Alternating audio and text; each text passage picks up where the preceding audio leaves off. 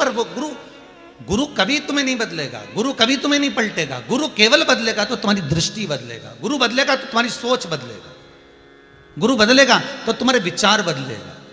और जिस समय पर तुम्हारी दृष्टि बदल गई, जिस समय पर तुम्हारी सोच बदल गई, जिस समय पर तुम्हारी चित्त वृत्ति बदल गई, बस उस समय पर गुरु समझ जाएगा कि अब ये बदल जाएगा, अब कुछ नहीं बदलना, अब इसको खुद को बदलना।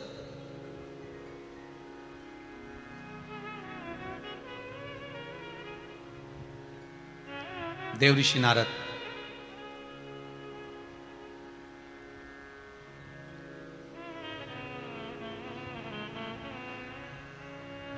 थोड़ा सा अहंकार था देव ऋषि नारद के भीतर, वो अहंकार प्रकट हो गया।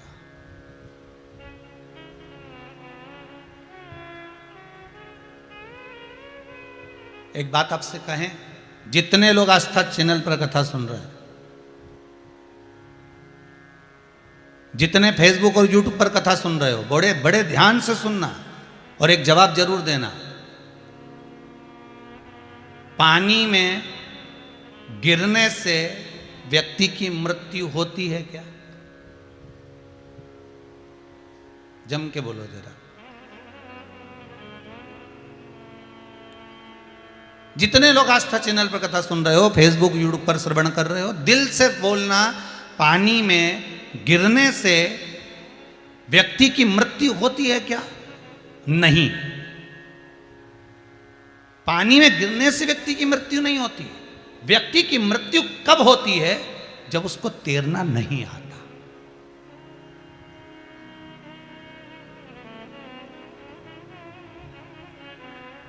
अगर व्यक्ति को तैरना आता है तो उसकी मृत्यु नहीं हो सकती, पानी कितना भी गहरा। उसी तरह समस्या बहुत बड़ी होती है, दुख बहुत बड़ा होता है, बहुत बड़ा।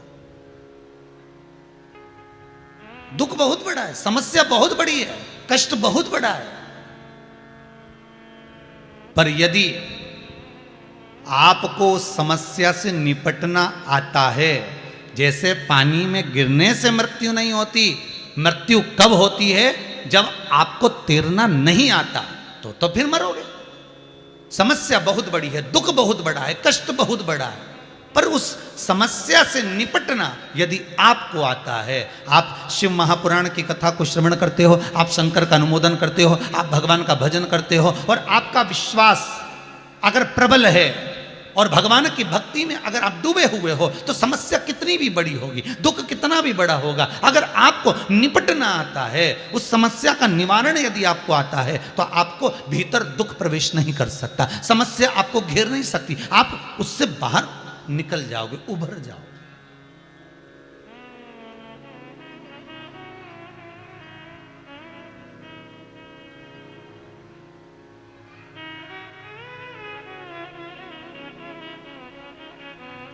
इस कुबेरेश्वर धाम में जितने भी लोग आते हैं, कोई राजस्थान, कोई यूपी, कोई दिल्ली, कोई ना जाने कहाँ कहाँ से लोग आते रहते हैं, मिलते हैं, जुलते हैं, बात करते हैं, तो उनसे जब चर्चा होती है तो वो बताते हैं कि हम आए थे और हमारे साथ में ये हुआ, हमने ऐसा किया, हमको ये हुआ। अर्थात आपका विश्वास नहीं डिगा है, मतलब आप शंकर का अनुमोदन कर रहे हो, शिव का स्मरण कर रहे हो, शंकर का भजन कर रहे हो, शिव भक्ति में आप डूबे हुए हो, शंकर के अनुमोदन में लगे हुए हो, किसी भी रूप में। जैसे भगवान विष्णु कहते हैं कि हर कंकर में शंकर है, इसलिए भगवान विष्णु को सांप बनना पड़ा और शंकर जी के गले में आना पड़ा। शिव जी के गले में जो एक सांप नजर आता है वो भगवान विष्णु है, शंकर जी के गले में एक सांप और शरीर पर 5 सांप, कुल मिला के तो 6 सांप तो शंकर जी के शरीर पर रहते हैं। 5 भगवान शिव की लड़कियां और एक गले में जो सर्प पड़ा है वो भगवान विष्णु।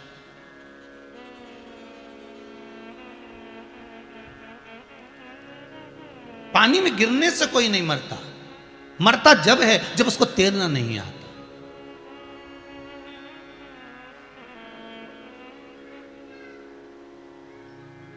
समस्या बड़ी नहीं होती, समस्या बड़ी जब नजर आती है जब उसका निवारण नहीं आता।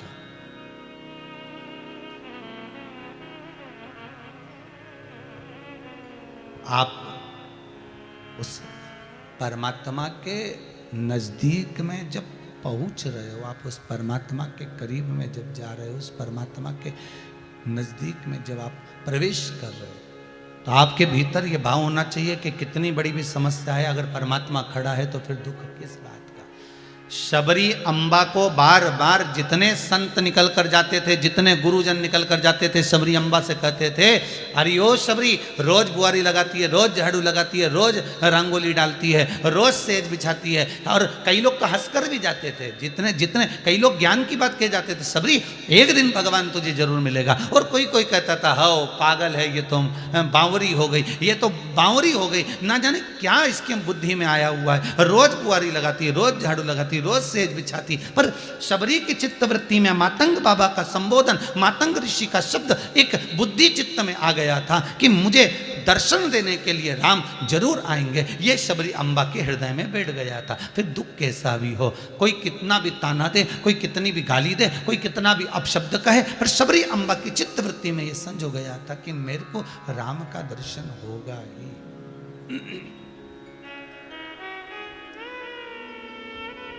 मुझे राम का दर्शन जरूर होगा, मुझे राम जरूर मिलेंगे।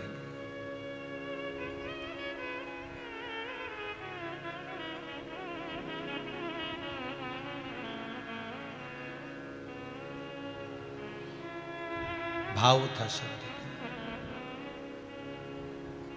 शबरी संवारे रास्ता, आएंगे राम जी, मेरा भी धन्य जीवन बनाएंगे राम जी।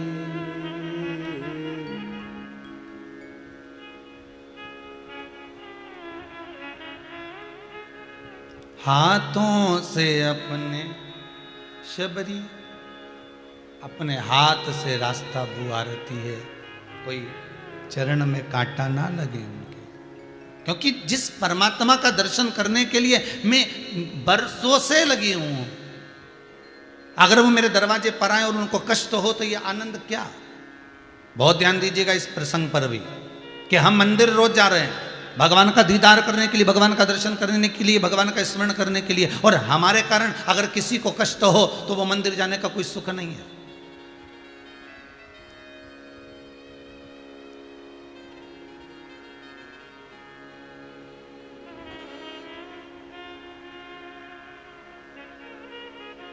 एक व्यक्ति हर 15 दिन में ब्लड दान करता था, हर 15 दिन में खून देकर आता था दान में।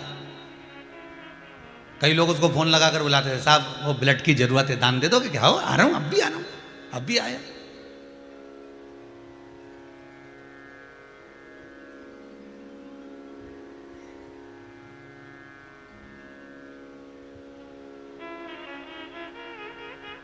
अब उसका हर जगह पे सम्मान होने लगा। साहब इसने कम से कम 100 जगह पर ब्लड दान दिया, ब्लड डोनेट किया। उसको बड़े बड़े प्रमाण पत्र मिलने लगे, बड़ा बड़ा प्रमाण पत्र उसको मिला कि इसने 100 जगह पर, 50 जगह पर, 60 जगह पर, 70 जगह पर इसने ब्लड दान दिया, ब्लड डोनेट करा, इसने खून दिया है।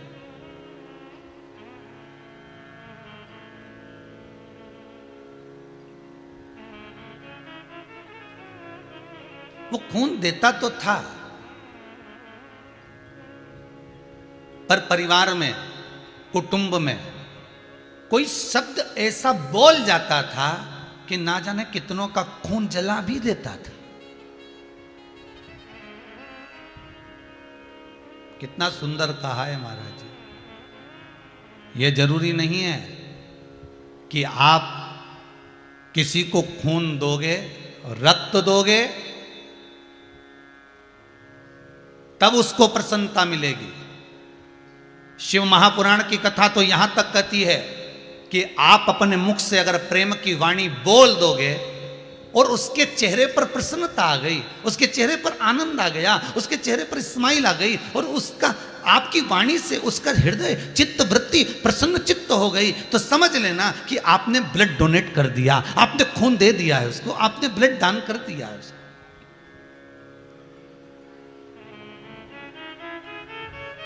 प्रेम का संबोधन उसके लिए कहा गया है, प्रेम का संबोधन बोला गया, अच्छी वाणी बोली गई, अच्छे शब्द बोले गए, अच्छे संबोधन कहे गए। तो समझ लो कि उसको आपने ब्लड दे दिया।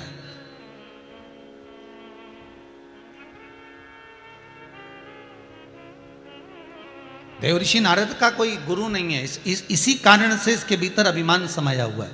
अगर गुरु होता तो अभिमान नहीं होता। बहुत सुंदर वाक्य महाराज, अगर गुरु होता तो अभिमान नहीं होता। तो कई लोग ऐसा भी कहते हैं महाराज जी, कई लोगों ने तो गुरु मंत्र ले रखा है, फिर इतना अहंकार क्यों करते हैं? उसका कारण है कि यह केवल गुरु पूर्णिमा भाई गुरु जी के पास जाते हैं, बीच में गुरु जी के पास गए नहीं। फिर वही वाली बात याद कर लीजिए, गुरु धोबी शिष्य कपड़ा साबुन सृजनहार, सतसंग शिला पर धोइए निक से रंगा पार। अर्थात गुरु के पास जाते रहने पर, गुरु के पास में पहुंचते रहने पर गुरु उसको साफ निर्मल कर देता है, गुरु उसको क्लीन कर देता है, साफ कर देता है।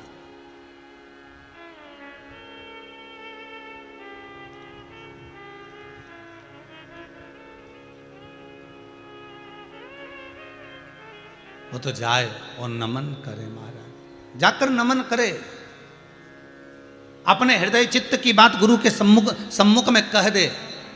फिर निवेदन करूंगा जो पहले का आज फिर कह रहा हूं, माता पिता और गुरु के सामने अपने दिल की बात कह दो, जो कुछ कहना कह दो।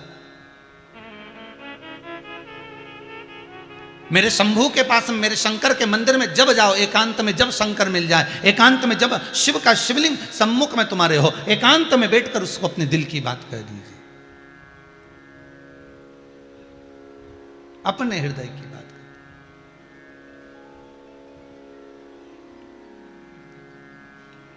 हे भोलेनाथ, हे गुरुदेव, स्वीकार कीजिए वंदना मेरी, चरणों में गुरुवर के प्रणाम करता हूँ, चरणों में गुरुवर के प्रणाम करता हूँ, स्वीकार कीजिए वंदना हमारी, स्वीकार कीजिए दास की वंदना, स्वीकार कीजिए दास की वंदना, स्वीकार कीजिए दास की वंदना। जय हो।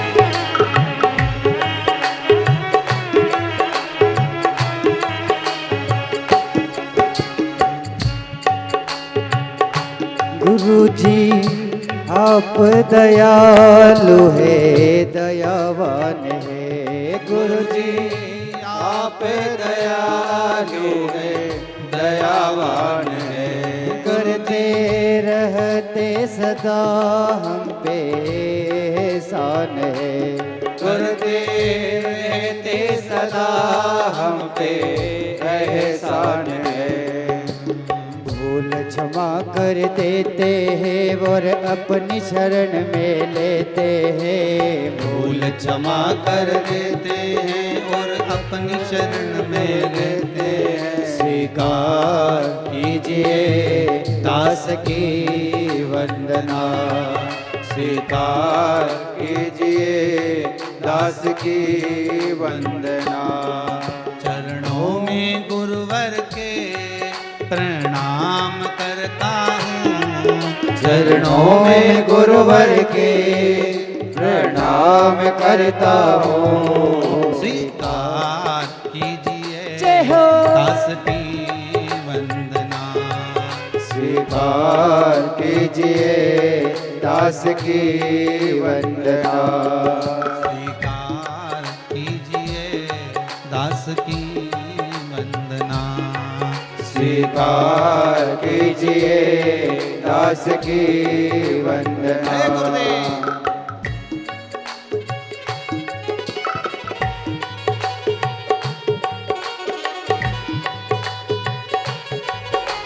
हरि बोल।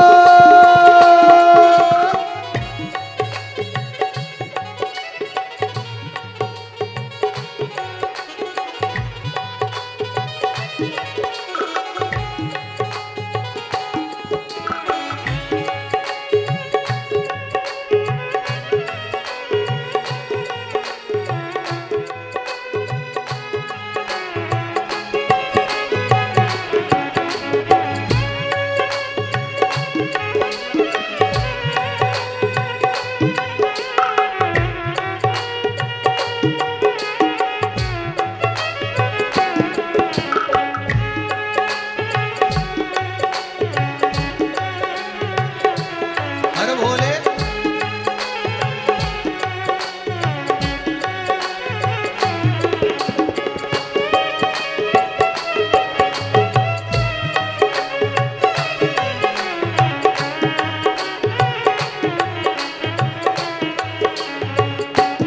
हम तो भटक रहे थे अंधकार में। हम तो भटक रहे थे अंधकार में। कोई मंजिल नहीं थी संसार में। कोई मंजिल नहीं थी संसार में। प्रेम का दीपक जला दिया हमें, धर्म का मार्ग दिखा दिया। प्रेम का दीपक जला दिया हमें, धर्म का मार्ग दिखा दिया। स्वीकार कीजिए दास की वंदना। स्वीकार कीजिए दास की वंदना। स्वीकार कीजिए दास की वंदना। स्वीकार कीजिए दास की वंदना। चरणों में गुरुवर के प्रणाम करता हूँ। चरणों में गुरुवर के प्रणाम करता हूँ। स्वीकार कीजिए जय हो। दास की वंदना। स्वीकार कीजिए दास की वंदना। स्वीकार कीजिए दास की वंदना। स्वीकार कीजिए दास की वंदना। शिव कथा कहती है देव ऋषि नारद ने ब्रह्मदेव के पास में जाकर जो संबोधन कहे वो ठीक नहीं कहे।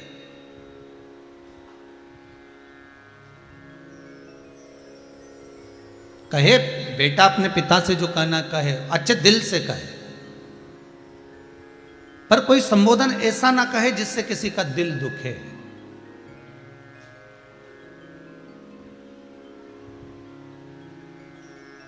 वाणी ऐसी बोलिए जो मन का आपा खोए। पर आज के जमाने में वाणी ऐसी बोलिए जो जम के झगड़ा होए, पर उससे मत बोलिए जो तुमसे तगड़ा होए। भाई आज के ज़माने में लोग वाणी भी बोले तो अच्छी बोलो ना, प्रेम की वाणी बोलो, ए जी ओ जी। जब माताओं को कोई काम रहता कितनी सुंदर वाणी बोलती, ए जी। जैसे ही बोले ए जी तो तुरंत खसक लो जी, नहीं तो 500 गया जी है? फिर वो 500 आने वाला भी नहीं है, जो गया है वो वापिस नहीं आने वाला। प्रेम की वाणी बोलिए।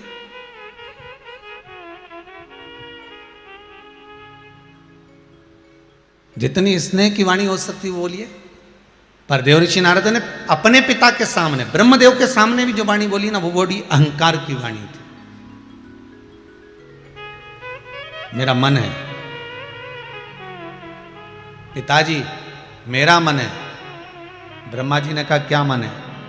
मेरा मन है कि जिस कामदेव को शंकर नहीं जीते थे ना, उस कामदेव को मैं थोड़ा सा जीत कर बताना चाहता हूं इस संसार के लोगों को कि अगर आप चाहें तो क्यों ना जीत सकते।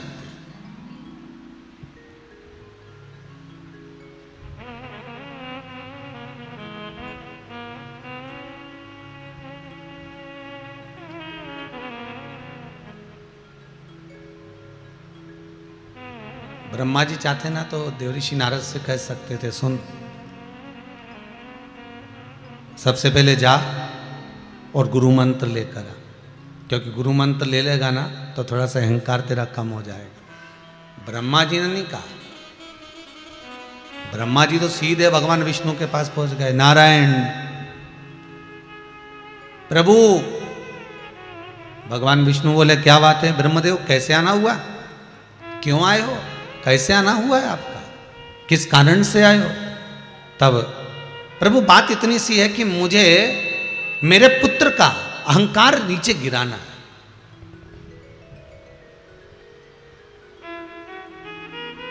और कोई इसको सदगुरु मिल जाए, ऐसा कोई एक गुरु ऐसा जीवन में मिल जाए जो इसके जीवन को सार्थक बना दे, ऐसा कोई गुरु मिल जाए तब ठीक है। भगवान विष्णु ने कहा कल ही लो। और भगवान विष्णु ने एक सभा बुलाई। भगवान विष्णु ने एक सभा बुलवाई, सारे 33 कोटि देवताओं को बुलवाया। सारे देवता आकर विराजमान हुए और जैसे ही देवता आकर विराजमान हुए थोड़ी देर बाद देवऋषि नारद आ गए। श्रीमन नारायण श्रीमन नारायण श्रीमन नारायण। जैसे ही नारद जी आए इतने में तुरंत सारे देवताओं ने उनको प्रणाम करा और प्रणाम करने के बाद सारी कुर्सियां भरी हुई थी, एक भी कुर्सी खाली नहीं छोड़ी। देवता कुर्सी भी उतनी लगवाई जितने देवता थे, उसके सिवा कोई कुर्सी नहीं। साधु सन्यासी तपस्वी साधक उपासक संत महात्मा सबको बिठा दिया, जगह जगह पर ले जाकर सबको विराजमान कर दिया। सब बैठ गए, सब जहाँ जहाँ बैठना था वहाँ बैठ गए। आखिरी में देवऋषि नारद आ रहे हैं। आखिरी में देवऋषि नारद पहुँच रहे हैं और देवऋषि नारद आखिरी में जब आए, आते से उन्होंने भगवान विष्णु को प्रणाम करा, ब्रह्मा जी को प्रणाम करा, सबको प्रणाम कर देवऋषि नारद ने पूछा मैं कहाँ बैठूं?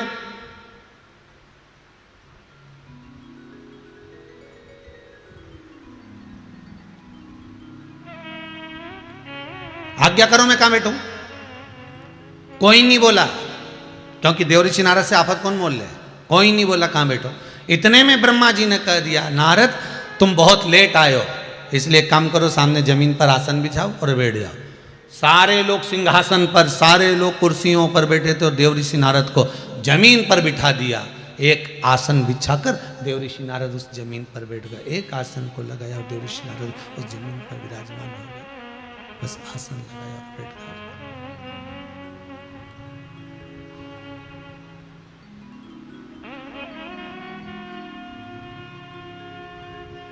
अब आप लोग बोलेंगे गुरुजी ये कथा कहां से लेकर आए हो कि नारद जी को जमीन पर बिठाया? नारद पंचतंत्र में से ये कथा निकाली है, ठीक है? जिसको अगर पढ़ना हो तो वो पढ़ सकते हो, नहीं तो आप लोग कहो कि ये संवाद कहां से मिल गए कि देवऋषि नारद तो हमेशा आते थे तो उनको ऊंचे सिंहासन पर बिठाते थे, पर नारद को जमीन पर बिठाया, ये संवाद कहां से? तो नारद पंचतंत्र से कथा निकाली है, जमीन पर बिठा दिया।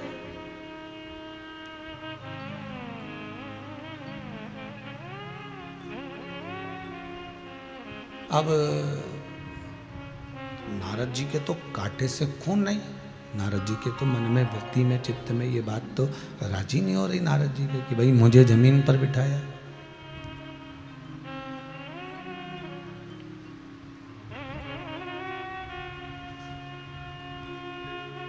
मौन होकर नारद जी महाराज बैठे, सबका आपस में बातचीत चालू हुई, सब आपस में चर्चा कर रहे हैं, बात कर रहे हैं, चित्त कर रहे हैं, पर देव ऋषि नारद मौन होकर बैठे हुए, बिल्कुल मौन, एकदम मौन हो गए।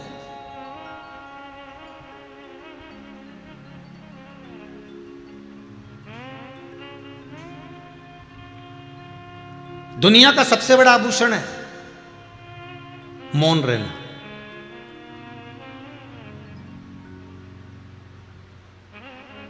बुढ़ापे में क्या तुम्हारे पास होगा कि तुम्हारे बहू बेटा तुम्हें पूछेंगे?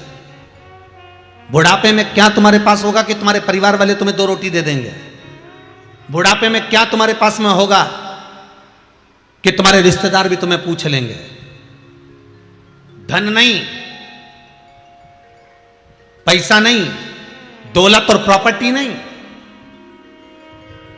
आज के बहू और बेटा, आज के बेटी और दामाद, आज के पोता पोती, आज के रिश्तेदार तुम्हारे धन से मतलब नहीं रखते, क्योंकि उनको मालूम है ये कौन सा तू हमको देके जाएगा, कौन सी संपदा हमें दे जाएगा। और बेटे और बहू को भी मतलब नहीं, वो सोचते हैं कि जिंदगी छोटी सी तो है, कब कौन को जाना पड़ जाए, क्या भरोसा। अगर हम सोचे कि जायदाद के चक्कर में इनकी बातें सुनते तो धन मूल नहीं है। आज के जमाने में लोग धन की महत्वता नहीं जानते।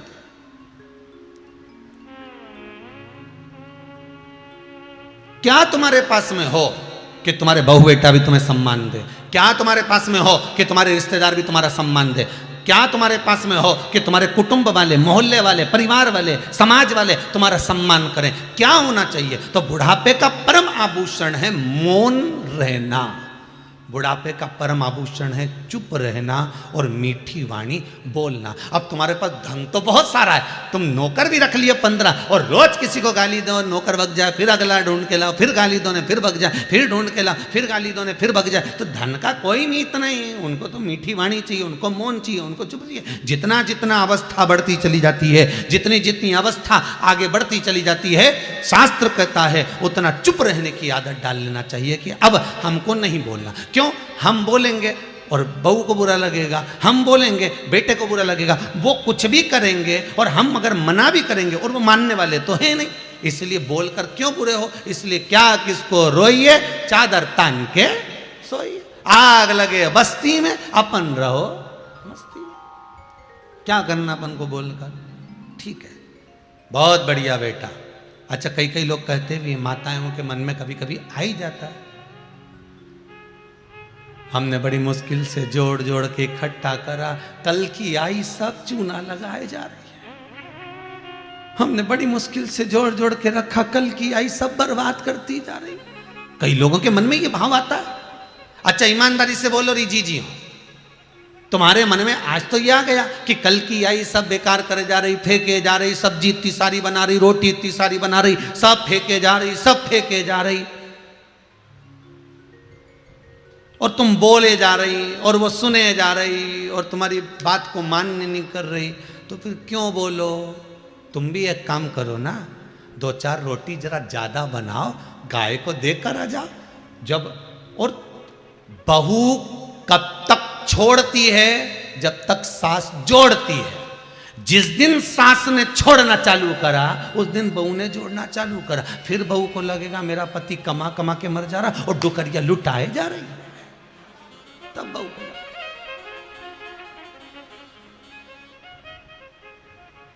तब लगेगा।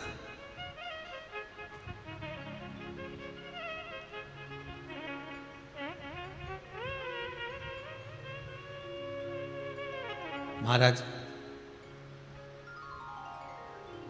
मौन सबसे बड़ा आभूषण। चुप रहिए।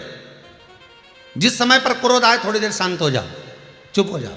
जिस समय पर तुम किसी से झगड़ा करने जा रहे हो 15 मिनट और घर में आकर बैठ जाओ और कह देना 15 मिनट बाद तेरे पांव तोड़ दूंगा, रुक जा भैया, और 15 मिनट आराम से बैठो, थोड़ी देर शिव महापुराण की कथा सुन लो, थोड़ी देर बैठ आनंद से पत्नी के साथ, बच्चों के साथ खूब प्रेम से खूब अच्छी अच्छी बात कर लो। उसके बाद फिर झगड़ा करने जाओ, झगड़ा हो जाएगा। अरे बोलो तो सही, लड़ाई होगी नहीं, क्योंकि मन चेंज हो गया, बदल गया। बस 15 मिनट और क्या आना उसको, 15 मिनट रुक तू, अभी आया मैं अपनी पत्नी से बात करके, और जा अंदर, और अंदर जाके उसके पास में बैठ, जरा पापड़ सेक के रोटी खाना है, और रोटी मोटी खा के वो पूछे जल्दी में, कह 15 मिनट बाद उसकी टांग तोड़ के आना है मुझे, बस तू रोटी ला हमारे को। और पत्नी भी पति से अच्छी अच्छी बात कर ले, रिश्तेदार आपस में अच्छी अच्छी बात कर ले, पूरे मोहल्ले के लोग बहुत प्रेम की बात कर ले। इतनी देर में फिर झगड़ा करने जा, और वो कह अब तोड़ टांग, कि नहीं तोड़ू, जा नहीं तोड़ना। मैं कहा को टांग तोड़ दी, समय आएगा सब टूट जाएगी, मेरे को क्या करना तोड़ के। विचार चेंज। 10 मिनट का क्रोध आता है, 5 मिनट का क्रोध आता है, 2 मिनट का क्रोध आता है, कुछ देर का क्रोध आता है, ऐसा क्रोध आता है कि सब करा की धरा रह जाता है, सब करा की धरा।